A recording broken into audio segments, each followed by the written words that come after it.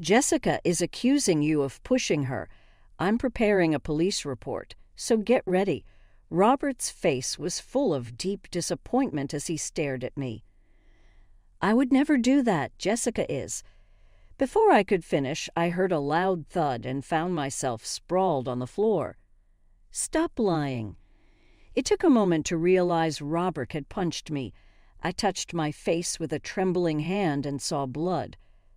"I've heard about your harassment for a long time now, but Jessica always defended you." Tears welled up in Robert's eyes as he looked down at me. "And yet, just because you didn't like her, you pushed her down the stairs. I can't believe it." I still couldn't process what had happened a few hours ago. Behind Robert, Jessica, leaning on crutches, smiled sweetly at me. When our eyes met, her sweet face filled me with dread. "Robert, stop it." Linda, along with someone else, rushed into the living room. She came straight to my side and wiped the blood from my face with a handkerchief. The person with her was a police officer. Perfect timing. "Arrest this woman." "Robert, the one who should be arrested isn't our mother." "What?" "I have evidence." What Robert showed us next was shocking. It would soon reveal Jessica's true colors. "I'm Susan, 63 years old, with a son and a daughter. My husband passed away 3 years ago, and now I live with my eldest daughter, Linda. Although she's 33 and works in a female-dominated environment, she's still single. One day, while living peacefully with Linda, I got a call from my son, Robert. "Hey, Mom, I'm going to be transferred to your city next month." "What? Next month? That's so soon." Robert got married last year and has been living in another state. His company requires a lot of relocation, and he only visited during Christmas. We've been looking for an apartment since last month, but Jessica couldn't find one she liked. Jessica, Robert's wife, is a young and pretty 23-year-old. I don't know what she sees in my son, who's turning 38 this year, but he's head over heels for her. "Can we stay at home until we find a place? Our house is close to the station, so it's convenient for commuting." Our home is near a station, and a few years back, a big shopping mall was built nearby, making it a prime location. "Well, let's meet up and discuss it." "Got it. How about this Sunday?" And so, after a long time, our whole family gathered. "Hello, Susan and Linda. Sorry we've been away for so long. We really apologize for not finding a house yet." Seeing Jessica again after a while, she seemed very modern, almost like a granddaughter coming for a visit. "We want to buy a house someday. That's why we're saving money now.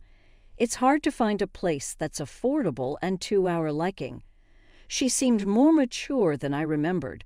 However, Robert's job requires him to relocate frequently. I wonder what they're planning. We don't want to keep moving and uprooting our kids. Imagine them making friends only to say goodbye soon after. "Oh, Robert, I never thought you'd think about such things." I watched the two of them with a warm smile.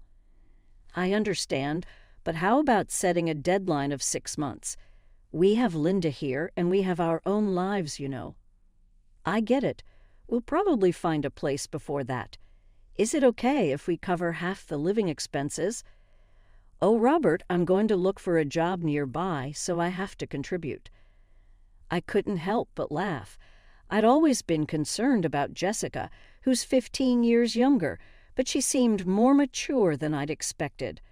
"Just the living expenses will be fine since it's just for half a year." And so, our temporary cohabitation began. At that time, Linda set some rules for the couple. "Please don't enter my room and don't touch my things. I think you can distinguish between my stuff and Mom's." Okay, we'll be careful. You really don't like people touching your things, huh, Linda?" Jessica cheerfully responded. Looking back, Linda might have felt like she was being intruded upon from that moment. It couldn't be helped. Robert and his wife would be living on the second floor, where Linda's room was also located. Once they moved in, Jessica eagerly helped with household chores. She finished cleaning and laundry in the morning, leave to look for a job in the afternoon, and return in the evening to help prepare dinner. I absolutely love your cooking, Susan. My parents never really cooked, so I'm happy to be in the kitchen with you. Oh, can I taste this? Jessica was very friendly and effortlessly closed the distance between us. She had a way of getting into your heart just like a kitten. After a few days of living together, I could see why Robert had fallen for her. Today, I got a part-time job offer. About 2 weeks into our living arrangement, Jessica announced this at dinner. It's a job shipping interior goods. Sounds fun, right? 5 days a week, from 9 o'clock a.m. to 6 o'clock p.m., I'm going to work hard. Are you sure? You don't need to overdo it. It's all right. It's for our future, after all. But I might not be able to help around the house as much as before, but I'll make sure to wake up early and not cause any trouble. Her determination made me want to support her. That's fine. I'll take care of the house chores so you can focus on your job. The first few weeks are always tough. And so I took over all the household tasks. If it was to support Robert and his wife, it was the least I could do. With Linda helping out on weekends, it wasn't too bad. Once Jessica started her job, she seemed exhausted when she came home. I was glad I'd taken over the chores. One day, I witnessed Linda confronting Jessica. "Hey, Jessica, I told you not to touch my stuff. You've been using my cosmetics in the bathroom, haven't you?" "I'm so sorry. I'm saving money right now and can't afford to splurge. I'm truly sorry." Jessica apologized with a puppy dog look, but Linda didn't seem to accept it. "Don't just use other people's things and save money for yourself. If you do it again, I'll get the money from Robert, okay?" "I'm really sorry." I was concerned about Linda's frustrated demeanor, so I called her to my room that night. She told a surprising story. When Robert wasn't around, Jessica would come to her room and complain. "She's telling me to move to the room downstairs since I'm in their way. She acts all sweet in front of you, Mom, but she's really not." Knowing Jessica's amiable nature, it was hard for me to believe Linda. However, the tension between them was evident. In the following days, Linda would get irritated and Jessica would apologize. It was a common scene. On a Sunday evening, while everyone was gathered in the living room, Linda was folding the laundry. "Jessica, at least fold your own laundry. Just because you started working doesn't mean you get a pass on everything, right?" "I'm sorry, I just got a bit lazy. I'll do it right away. Please forgive me. I'm really sorry." Tears welled up in Jessica's eyes as she went over to take the laundry from Linda. "Hey, Linda, there's no need to speak to her like that. Just help her out." Robert then wrapped an arm around a teary-eyed Jessica. Jessica looked up at Robert with watery eyes. "Jessica, I'm sorry about my family. Let's go out for dinner tonight." "Mom, Linda, if you bully Jessica, I won't let it go."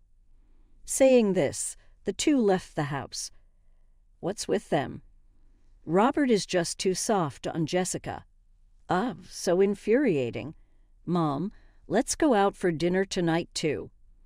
"All right, but before that, I have something to discuss with you, Linda." I had secretly planted a voice recorder in Linda's room because I couldn't believe what she told me the other day, and what I heard was Jessica's harsh language, far worse than I'd imagined. And now there was this situation. "I want you to live with your aunt for a while. I've already asked her." "What? Mom, what are you talking about? I don't want to." "Why do I have to?" "Please, just until they move out." Perhaps Jessica was a lot more cunning than I thought. She intentionally angered Linda and played the victim in front of Robert. I didn't want Linda to be the villain in Jessica's narrative anymore. "I want to protect you. Please, it's the biggest favor I'll ever ask of you." Maybe Linda sensed the urgency in my tone as she silently nodded. Despair was evident in her eyes. I hugged her and whispered, "We'll be back to our regular life soon." I needed to end this living situation soon. We were only 3 months away from the deadline of the living arrangement with Robert and Jessica. After Linda left, Jessica became even more relaxed at home. She didn't show me any of the attitude she had with Linda, and that confused me even more. It feels kind of lonely now that Linda is gone, doesn't it? Yes, it does. Please think of me as your real daughter from now on.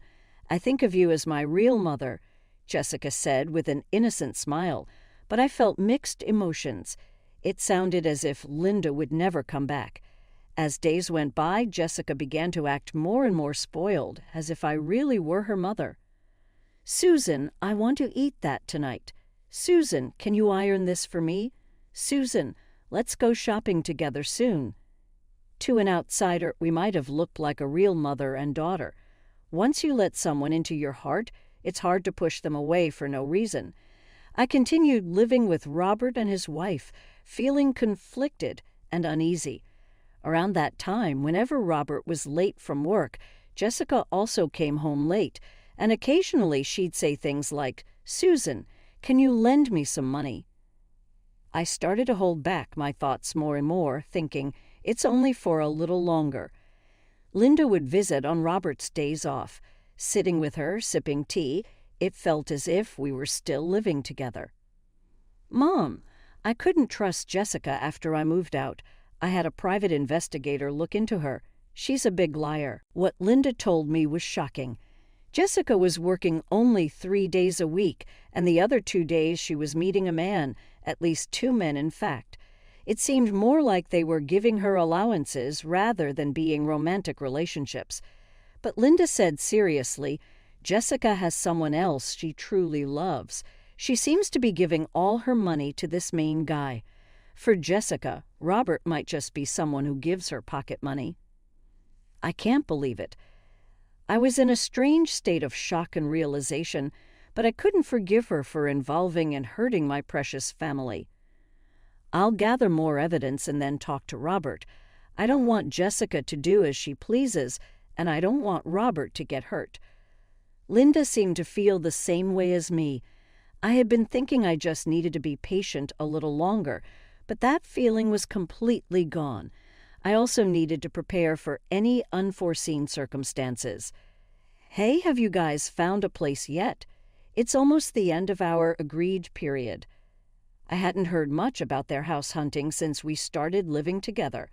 I had always wondered if they were really looking. Yeah, we checked out some places near my office the other day.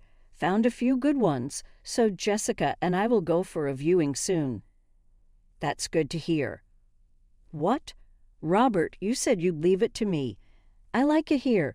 Linda moved out, so why can't we just live here? I was at a loss for words. Jessica hadn't been looking for a place after all. I had been putting up with her recent behavior, thinking, it's only for a little while longer. No, you have to honor our agreement. The only reason I asked Linda to leave is because we agreed it would be temporary.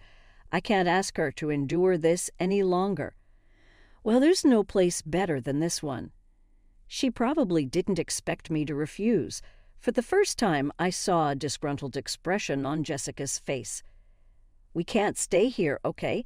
Even if we have to pay a little more in rent. Robert was desperately trying to soothe her, but Jessica stormed off upstairs. Maybe this was the last straw because a few days later, a disaster struck. That day, I was trying to carry laundry down from the balcony on the 2nd floor. I had washed sheets and was holding a large pile. Be careful, Susan. I'll carry it down for you. Jessica, who had apparently come out of her room, offered to help. Oh, thank you. As I handed her the laundry, Jessica smiled slightly. Susan, I always get what I want, no matter what it takes. Excuse me. I thought I had managed both Linda and you. Such a pity. I was confused, not understanding what Jessica was getting at, and the next moment, no, Mom. Stop it. Suddenly, Jessica, still holding the laundry, dived down the stairs.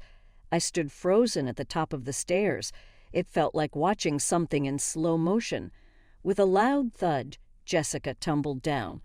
Robert, who was in the living room, rushed over to her.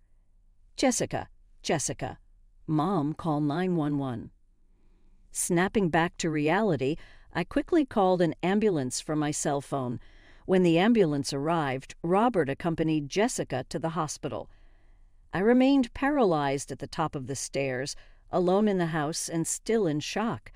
I found myself calling Linda. My voice trembled as I recounted the recent events. "Mom, it's okay. I need to check something and then I'll come over," Linda said and hung up.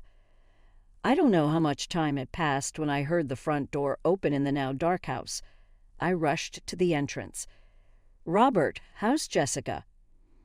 Behind Robert stood Jessica, her left leg in a cast and leaning on crutches. Perhaps the laundry cushioned her fall, as she didn't require hospitalization. Seeing Jessica with bandages wrapped around her slender arms and head was heart-wrenching. "Jessica, are you okay?" Hesitating to speak to her, Robert answered for her.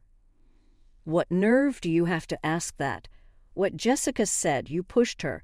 We are even preparing to press charges, so be ready." Robert's face was filled with disappointment. "But I wouldn't do that.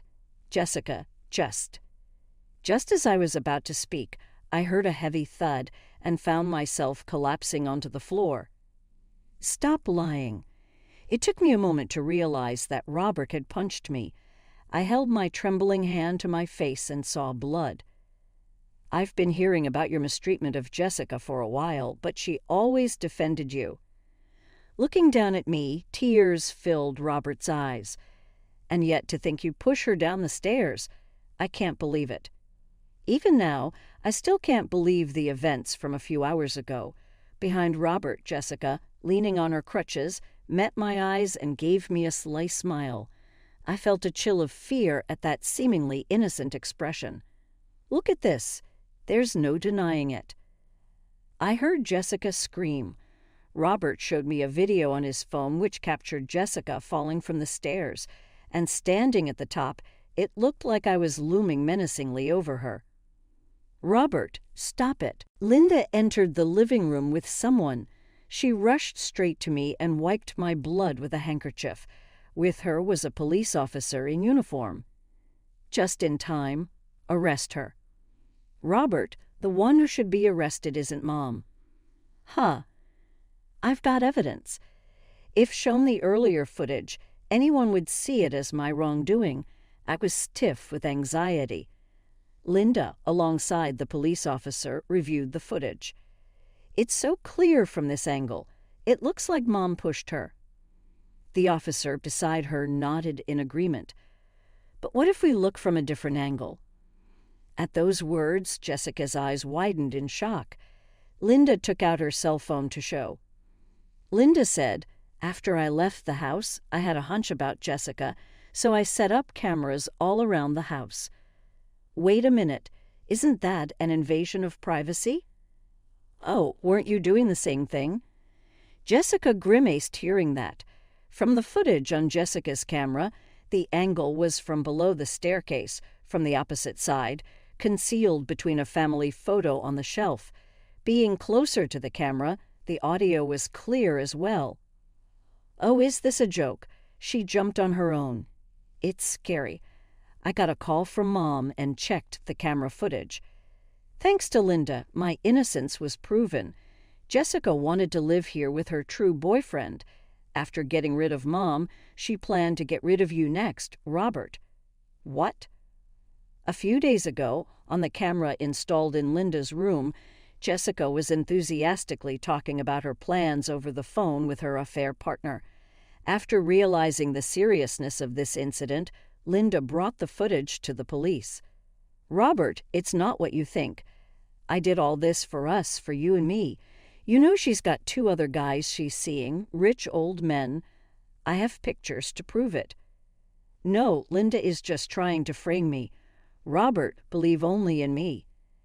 Jessica still seemed to think she could deceive Robert, even after all that's been revealed. She looked at Robert with desperate eyes, begging for him to believe her. But I had something that would reveal Jessica's true intentions. It was time. You sure about that? I did my own digging, asked Linda about Noah. Upon hearing the name Noah, Jessica visibly flinched. Noah was her main squeeze. She must have really fallen for him hard. Otherwise, she wouldn't have pulled a stunt like throwing herself down the stairs. And when I talked to Noah, both Linda and Robert looked shocked. I decided to visit the bar where Noah worked during the day. When I mentioned I was Jessica's mother-in-law, he was surprisingly willing to chat, perhaps to avoid any potential trouble. I retrieved a voice recorder from my room and played it back. "Oh, Jessica, to be honest, she's a handful. I'm just being nice because it's my job, but she's way too obsessed. We were even considering banning her from the bar." "What? I thought she was your favorite." "Nah, she's just another customer. She's not even my type and doesn't spend much. If you see her, tell her she's a nuisance." The color drained from Jessica's face. For a popular guy like Noah, the amount Jessica spent on him was negligible. I didn't care if Noah was telling the truth. I just wanted to hear him speak about Jessica. "It can't be. Noah wouldn't say that. We promised we'd be together forever." "Oh, so it wasn't for Robert's sake after all." With a glare, Jessica lost her words as the officer apprehended her. Hearing Noah's own words must have hurt. "We'll get the rest of the story at the station." As the officer began to lead Jessica away, Robert spoke up. "Jessica, didn't I tell you? You can't live here. The house is under Linda's name." "What the hell?" Jessica turned around with a loud shout. Her face was flushed with anger, her emotions raw and visible, and with a fury that looked like she might lunge at Robert, she yelled, "Just for that, I broke my leg trying to get rid of Linda and that old hag. But it was all for nothing. No money, no house. You're just a worthless old man." Jessica continued her tantrum as the officer restrained her and led her to the patrol car. Indeed, in my husband's will, it read, "The house is to be inherited by whoever takes care of Susan to the end." Robert, having no intention of returning to his hometown, had declined his inheritance. "Mom, I'm sorry." "What have I done?" Robert, despite his age, burst into tears. It was a relief that everything ended at just this. We were on the brink of letting Jessica single-handedly ruin our family. In the silence that enveloped our home, the three of us embraced each other. I was concerned for Linda. Linda worried for her brother and me, and Robert regretted almost letting his wife ruin everything. Being able to protect my precious family gave me profound relief. At the same time, I was deeply shaken by realizing the terrifying person I had inadvertently led into our lives. Jessica and Robert's marriage eventually ended in divorce. Linda's investigation and surveillance camera footage played a crucial role in facilitating a smooth separation. Subsequently, Jessica faced arrest when it became apparent that her intentions included scheming against me, seizing control of the house, and orchestrating an accident to eliminate Robert. The memory of Jessica's ecstatic expression as she descended those stairs still sends shivers down my spine. Without Linda's camera, I might have struggled to defend myself, and Jessica's sinister plans might have succeeded. Her face bore an unmistakable aura of madness at the time. Following the divorce, the three of us shared a home for a while. A year later, Robert was transferred once again. He expressed his disillusionment with marriage, but as a mother, I can't help but wish him well in finding a caring partner. Linda and I continue to reside in the same house, now just the two of us. While I hold out hope for Linda's romantic future, I am content to embrace the tranquility of